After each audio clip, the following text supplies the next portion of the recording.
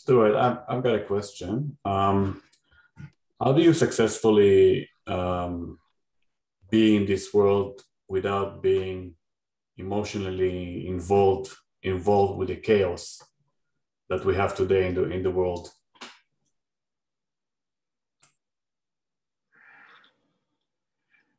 Uh, Look, I talked about this ad infinitum, Um,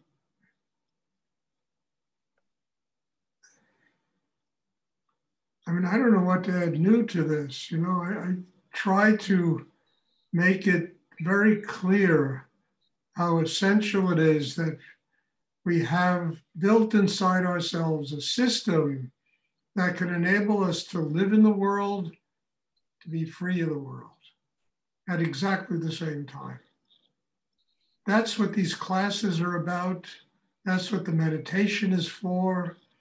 It's teaching one how to transform resistance, suffering, difficulty, neurosis, whatever it is, depression, into a chakra system that's strong enough to do exactly what what you asked.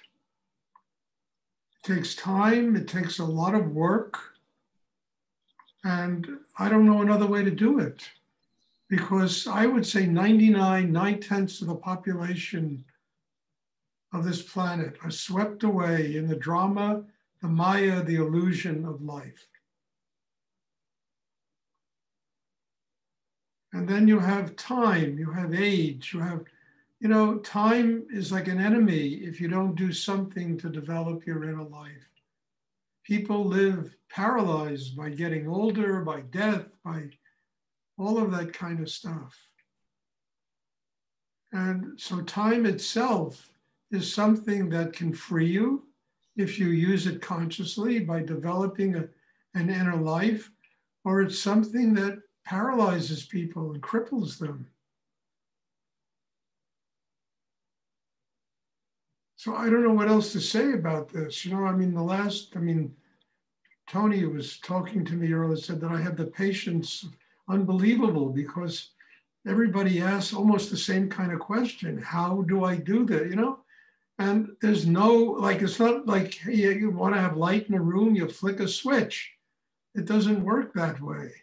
You want to have light in your consciousness, then you got to develop an inner life that enables you to do it. So when you walk away from this meditation, you take something with you. You don't just, oh, well, finished, I'll leave it on Zoom, now next, my whatever, is upset with me and I got to, whatever it is, you take this with you. Don't leave it here. You take the training with you and you build on it in every meditation class that you attend. You build on it every time you sit down at home and you meditate. And over time, it's amazing how this will transform you. And then you don't ask questions, how do you do it? You've done it. You become a living example of how what I'm talking about is possible to attain in this life. The reason why I'm asking that question is because sometimes I feel I don't get a lot from the meditation, but then again, I just need the perspective of long-term practice. So thank you. It's very clear. I hope it's clear. You get from this meditation what you're willing to invest in it. The depth that you're willing to go into yourself will make it possible for you to get more and more out of this. So when the class at the end, you didn't, all right, man, I really got to work on me. I have to go deeper. Either that or you got to find something else to do that will take you deeper.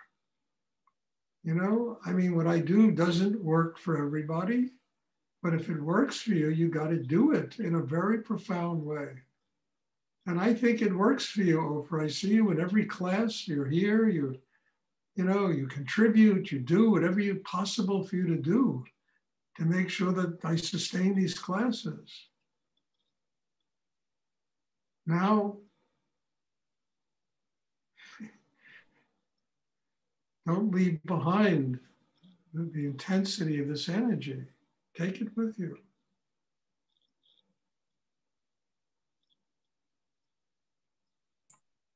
Thank you. You're welcome. Does anyone else have a question they would like to ask? Stuart, can you talk about the ways of keeping the energy, maintaining it, taking it with? Can you elaborate on that process or yes. that idea? Yes,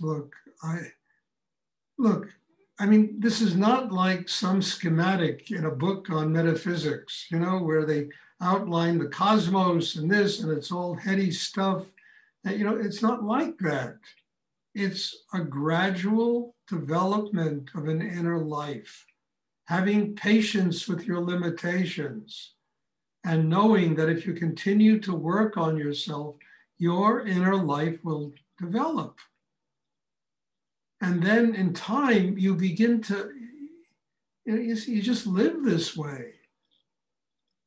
I mean, I can't even remember when these things even happened to me.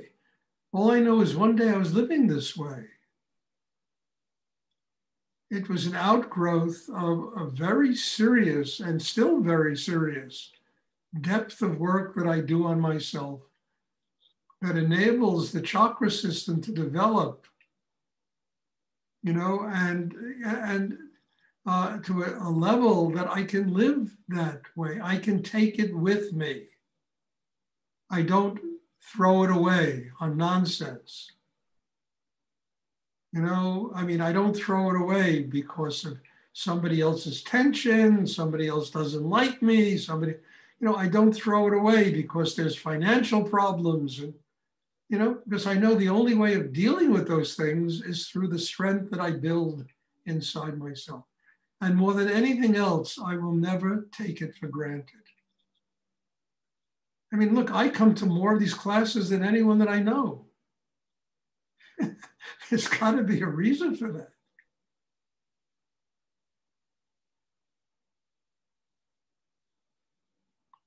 I need to grow. So God has provided me with this Zoom thing to do.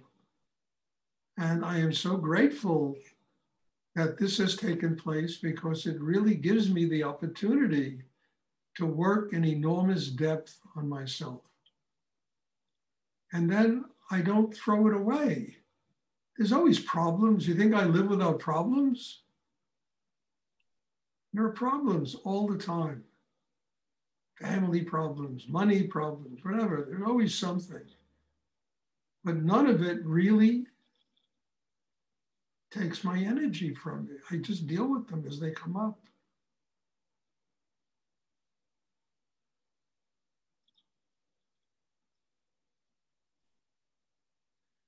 Big thing is never take it for granted, because as soon as you start taking this for granted, it'll just vanish from your life. I mean that.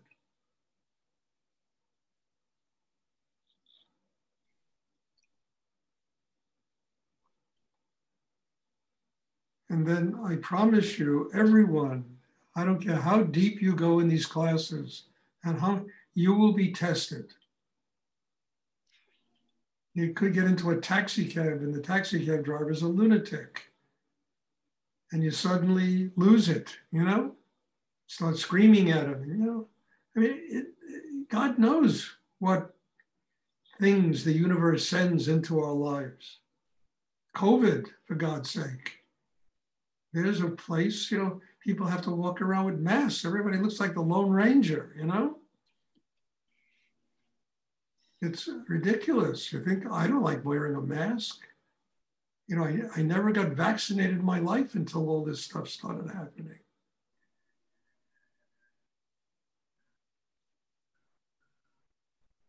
But I'm not going to let that interfere with my spiritual life. I will do whatever I have to do to sustain what I'm doing.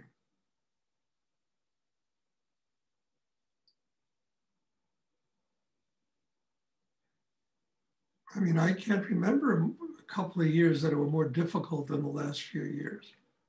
A couple of years where you don't even want to go out of your apartment sometimes, you know, because you come back with some stupid pandemic disease.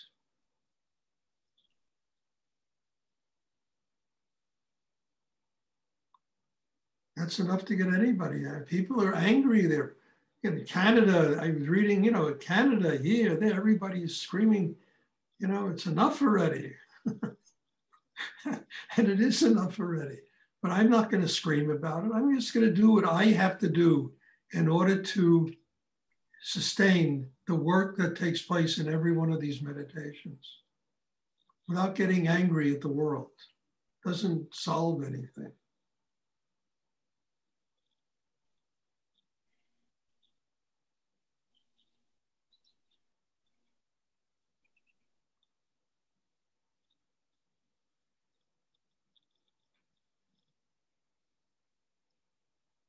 And there's too much, if you pardon my Bronxese, there's just too much bullshit in the world.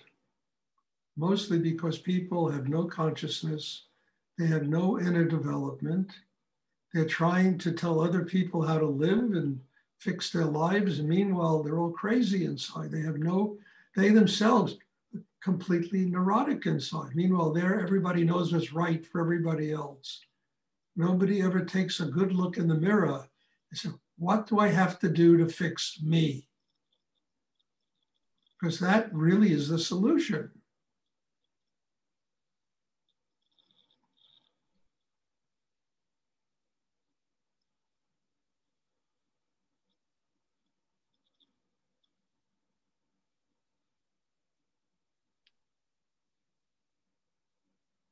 So just continue to grow, Wendy, the way you're growing. You know, really, you're doing very well.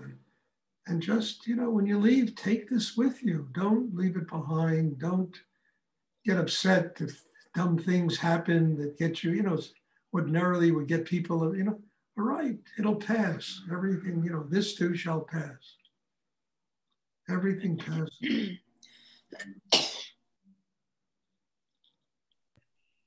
I heard what you said. Don't throw it away. I thought that was very poignant. That was beautiful. Thank you. You're welcome. It's too hard to get. I mean it. You know what a treasure it is to be sitting in these classes with the energy so strong and powerful to take one deep. It's too hard to get. It took me 9 years to find Rudy. I mean, there were 9 miserable years from 16 to 25 years old, running around the world looking for somebody who could teach me. And there he was in my hometown. And what's totally amazing is I walked past his store 1,000 times. I never went in. And then one day I walked in, my whole life changed.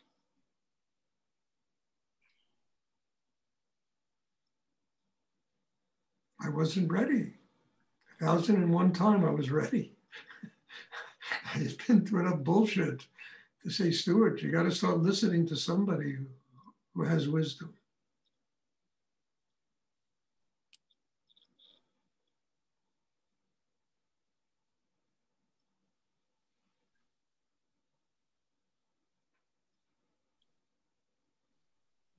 Stuart, I have a question. When you're focusing on the one point, do you feel like it's a smaller focus, like you're trying to like condense, or is it like a wide focus in the gut? It's a focus in the gut that when you bring the energy there and the intention there, it expands. It expands. And it expands literally, limitlessly. It's not trapped within the limitations of the body, but you have to get your attention there because the mind, it becomes like a surgical instrument that will open that chakra. And then as you breathe there and you keep focused there, it expands. endlessly beyond the limitations of the body. It's like a cosmic lotus flower that just keeps getting bigger and bigger. And the bigger and the more energy you have inside yourself, the more chi, the more power you have to live your life. Thank you. That's very helpful. You're welcome. Hi, Stuart. Yes? My question was about prayer and what Rudy taught about prayer, and then what you shared also piqued my interest related to it. You said you spent 9 years looking for a teacher. So my question is, that was your prayer, right? Your spirit was praying for a teacher, and then Rudy showed up in your backyard, so to speak. Could you talk about prayer and in that regard? You know, I'll talk in terms of when I was a young man. Okay, I was 16 years old. My father died, you know, and I went into the hospital, you know, and he was lying in bed, and for 6 days he was like in a coma, shaking. He didn't know anybody. And I walked into his hospital room, and he was lying in bed in a completely serene, totally, I never saw him in that state of calmness, in that state of being. And I looked into his eyes, I could see a million miles. And I knew nothing about spirituality or meditation or yoga or anything, you know? And the whole room was just full of light. And I said to him, "Do you know me?" And he just shook his head, yes. And, you know, I think I got up and I left the room for a few minutes, and I bumped into his nurse. And that woman, God bless her, I don't know where she is today, if she's even alive today, she really changed the course of my life. I said to her, "I don't understand. Tell me, my father is so calm, he's so peaceful. I've never seen him like that." And she said, to her understanding and what she's seen working in the hospitals is that just before people leave the world, they enter this state of complete serenity. And my first thought was, why did my father have to wait 49 years to enter a state of serenity 20 minutes before he's going to die? And I said, there has to be something here I can learn that can enable me to live that way and not have to wait 20 minutes before I die to live that way. I mean, that woman, God bless her, she changed my life. And I threw up everything. I really did. I was a very good basketball player when I was younger. Could have gotten probably scholarships to colleges. I thought I was being a doctor or a lawyer. I had all kinds of professional images about what I wanted to do in my life.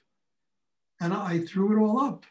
I started getting all these books on Zen and meditation and Hinduism and Buddhism and even, you know, mystical Christianity and et cetera, et cetera. And I started hanging out in the village and became like a hippie and had all these beatnik friends. It's a whole different world I was living in. And I knew I had to find somebody who could teach me how to do this, because I knew I was incapable of doing this on my own. And then when I was 21 years old, I went to Europe. And I lived in Paris, I lived in Rome, I lived in Greece, I lived all over the place, Germany, Spain, Morocco. I lived for 4 months in Marrakesh. I spent off and on 5 years using Paris as my base of living. And all of this was about finding a teacher, because every time I went to Europe, I always thought, I'm on my way to India. I need to find somebody who can teach me how to do this.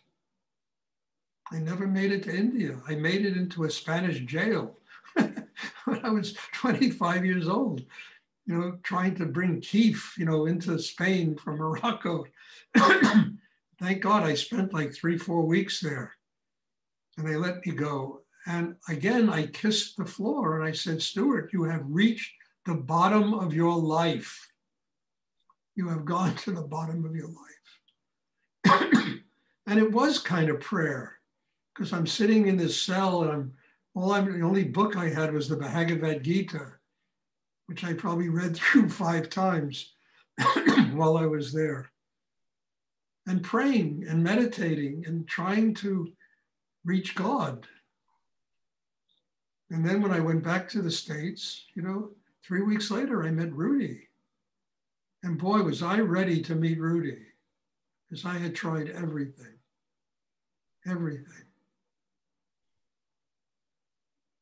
And you're right, it was like a prayer. It was 9 years of praying that I would meet somebody who could teach me. And I went to all kinds of gurus and swamis and rishis and all kinds of people.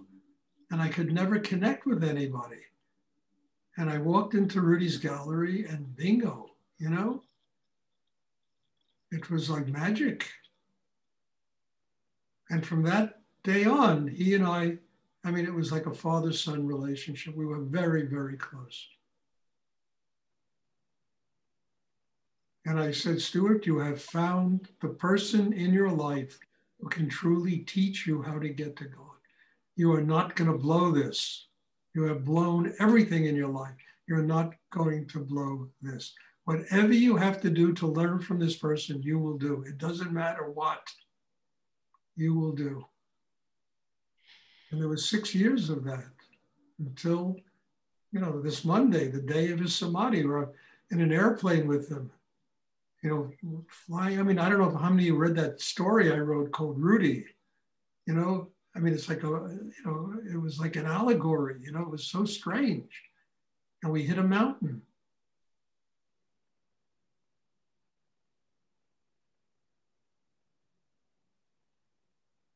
And you talk about having to leave a situation with something.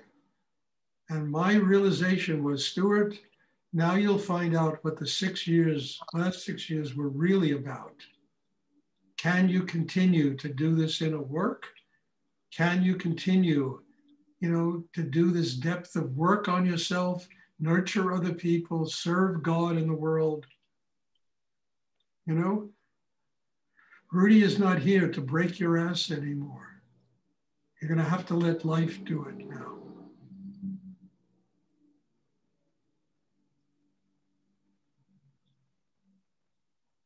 When the student is ready, the master appears. Yes. I mean, I asked Rudy, I said, what happened that day when I met you? And he said to me, I looked in the window of my store and I saw my son lost in the universe. That's what he told me. I pulled you right in the door. I mean, it brings tears to my eyes, I was a young kid lost in the universe, so desperately in need of a spiritual life that ultimately attracted a master like Rudy.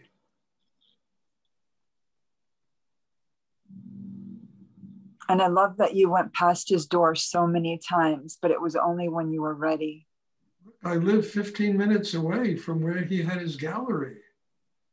I mean, I used to go down to the village almost every day, and I would walk on 7th Avenue South past his store. And I had a friend of mine, maybe 3 years before I met Rudy, maybe 3 or 4 years, who told me he went to Rudy. He said, there's a guy with an antique store there he was one of the most amazing teachers in New York City. And so I said to him, did you go? He said, yeah, I went to see him, but he wouldn't take me as a student. He wouldn't take me as a student because I was doing drugs. And this young kid was seriously into drugs. He was a very good friend of mine, he's a French kid. And, and there was always that inkling in the back of my mind that there was somebody in this place and I was not ready to meet him until the day I met him.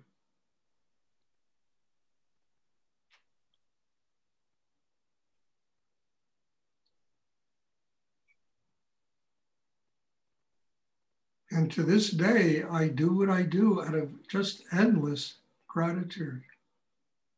It has given me my life. It has made it possible for me to have an amazing life, the world that I've lived in. And I just have endless gratitude. And the only way I can show that gratitude is by serving Rudy, serving God, serving Nityananda, serving these amazing teachers that really had to do with my development. Kala Rinpoche, another one, you know, I met him once. You know, the teachings were so profound. You know, Ramakrishna, who I've never met, and yet he's with me all the time. Ramana Maharshi, same thing. I never met him. He's with me all the time. Sarada Devi. All these amazing teachers that are there to guide us.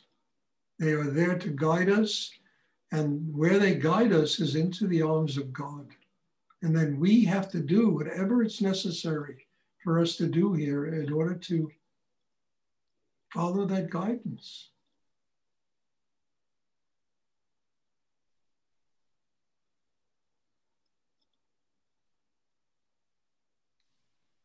Thank you, Stuart. Take it for granted. I mean, how else can I do that? You know, 7 of these classes a week, you know, at my age, you know, I mean, I'm not a kid anymore, you know? But every time I sit down, the energy is there to do it. Rudy comes, Nityananda comes, other teachers come. I don't even know who they are. They come.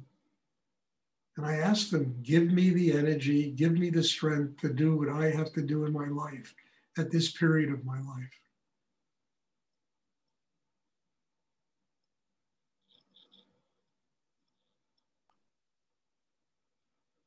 So although I didn't pray, what was going on in those 9 years was an act of prayer that somebody would come to teach me how to get out of hell.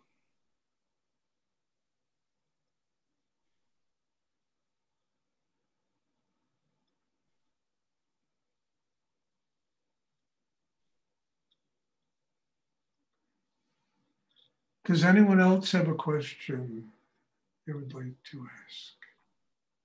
Stuart, when Rudy mentioned that he was going to die in a plane crash, was that something someone told him, or was that a premonition that he had? And did he say anything else about it?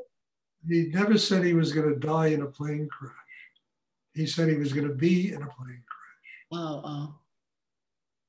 And he always intimated to me that it was going to be somewhere in the Middle East, and he was going to disappear for a period of time and then manifest, come back into the world again. Never told me I was going to be in the plane with him. But he did tell me this, I don't know how many times, that he was going to be in a plane crash.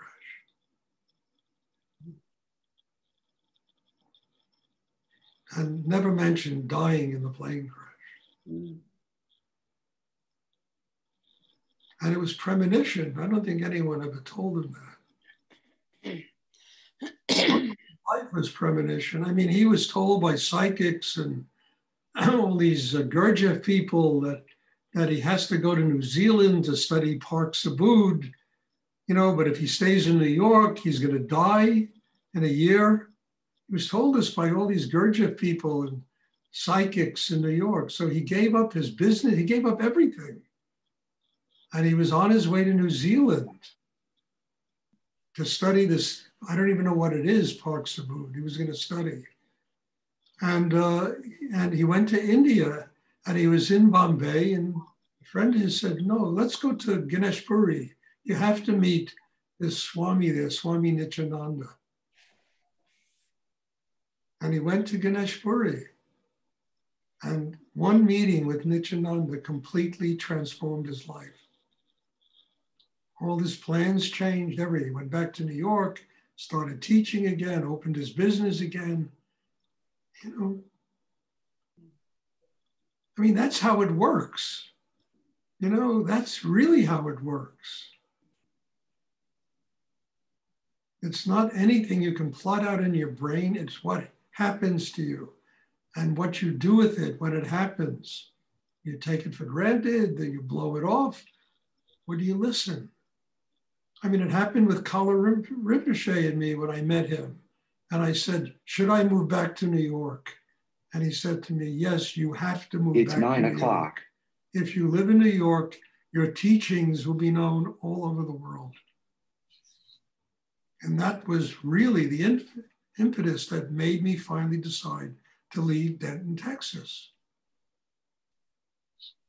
And it's exactly what happened. Within 3-4 years, I'm teaching all over Europe and South America and the Middle East, all over America. I mean, I was like a freaking octopus, juggling meditation centers, Kathmandu. Chris built an amazing situation in Kathmandu.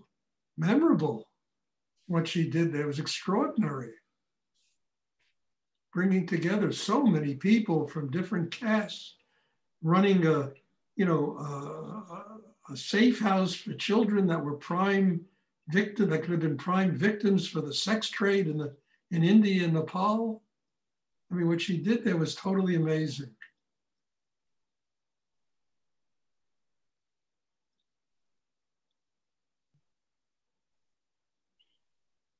And that was all part of that Kala Rinpoche.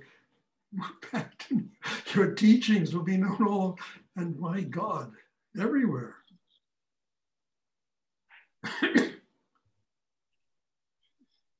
And he didn't even know what I taught. I was sitting there doing Rudy's double breathing exercise. And he knew that there were 2 people in his presence that were doing deep spiritual practice.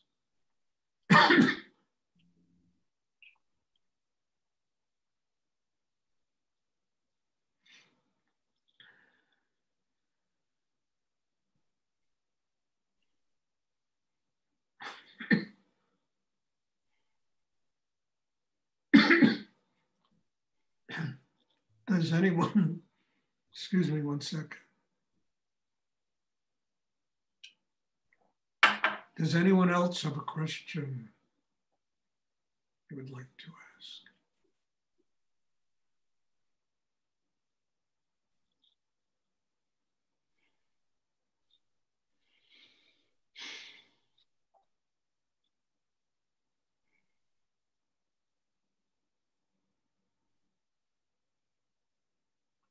Okay, all right, then there will be class on Sunday.